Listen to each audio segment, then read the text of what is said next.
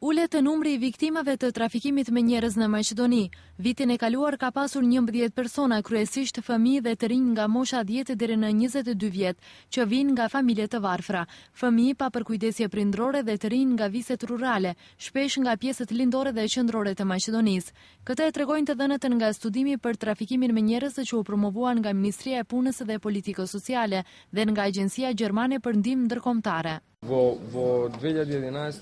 Vitin e kaluar kishim 11 persona viktima të trafikut me njerëz dhe për të gjithë këto raste zhvillohen aktivitete përkatëse. Atyre u është ofruar përkujdesje e duhur dhe së bashku me Ministrinë e Punëve të Brendshme janë ndërmarrë të gjitha aktivitetet ligjore.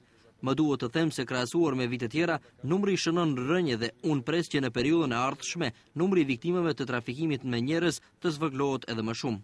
Sipas ekspertëve gjerman, situata e trafikimit me njerëz në rajon po përmirësohet për shkak të iniciativave për përmirësimin e gjendjes.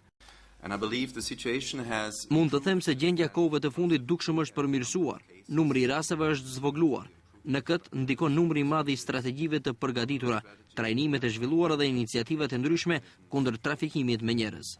Nga Ministria e Punës dhe Politikës Sociale sqaruan se nuk ka shtetas të Maqedonisë të përfshirë në kanalet e trafikimit të fëmijëve në Kroaci dhe se fëmijën që fillimisht mendoi se është nga Maqedonia, në fakt janë shtetas të një vendi fshinj me certifikat të lindjes të falsifikuar maqedonase.